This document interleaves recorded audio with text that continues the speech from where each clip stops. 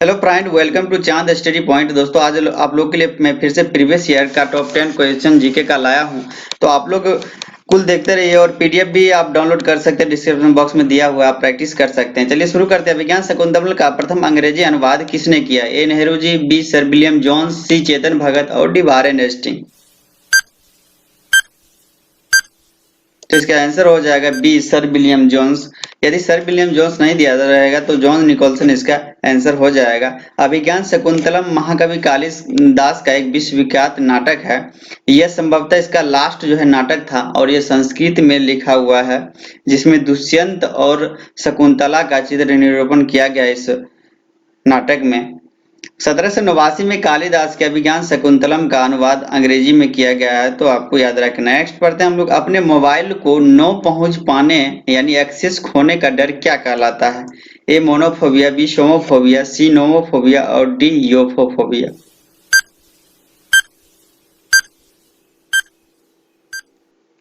तो इसका आंसर हो जाएगा नोमोफोबिया।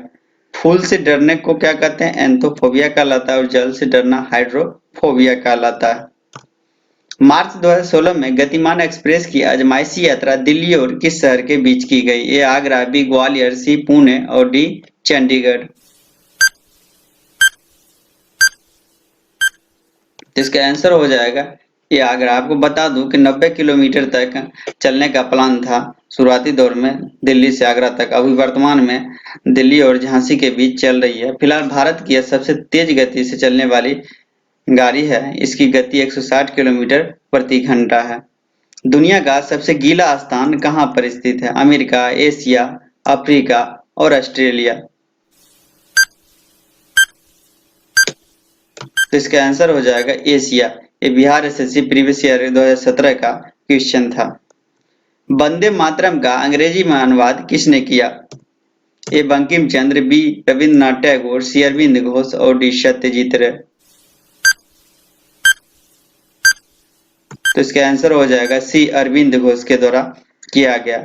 आरिफ मोहम्मद खान ने इसका उर्दू में अनुवाद किया था। तो इंग्लिश में अनुवाद अरविंद घोष ने किया और उर्दू में किसने किया? तो आरिफ मोहम्मद खान ने इसे उर्दू में किया था।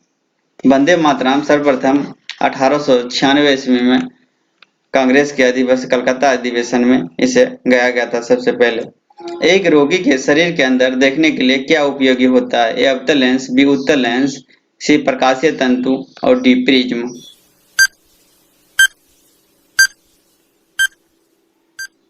तो इसका आंसर हो जाएगा प्रकाशीय तंतु का प्रयोग किया जाता है। नदी का एक उथला विस्तार जो नाव पर या गाड़ी से पार किया जा सकता है क्या कहलाता है? ए रिफ, बी फ्योर्ड, सी बटोल और डी लथून।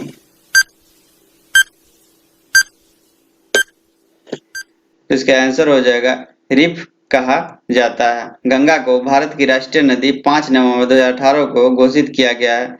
कर्मनाशा नदी को भारत का अशोक कहा जाता है। याद रखना है, भारत का कोई भी शोक नदी नहीं है, लेकिन हर राज्य का अपना अलग अलग शोक नदी है। लेकिन कर्मनाशा नदी को अपवित्र नदी माना जाता है, तो बोलचाल के भाषा में से भारत का अपवित्र यानी शोक नदी कहा जाता है। भूख लगने पर कोई व्यक्ति सर्वप्रथम उपयोग करता है अपनी ग्लाइकोजन, वसा, रुधिर प्रोटीन और पेंगोप्रोटीन। तो इसका आंसर हो जाएगा ग्लाइकोजन प्रोटीन। नेक्स्ट हम लोग पढ़ते हैं। अंग्रेजों के भारत में राज्यकाल में आखिर से एक पूर्व वायसराय कौन था?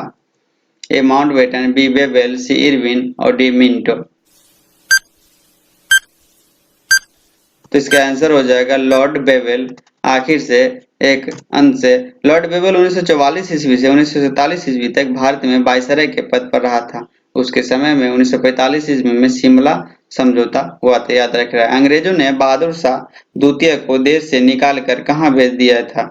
ये श्रीलंका, बी काला पानी, सी रंगून और डी नेपाल।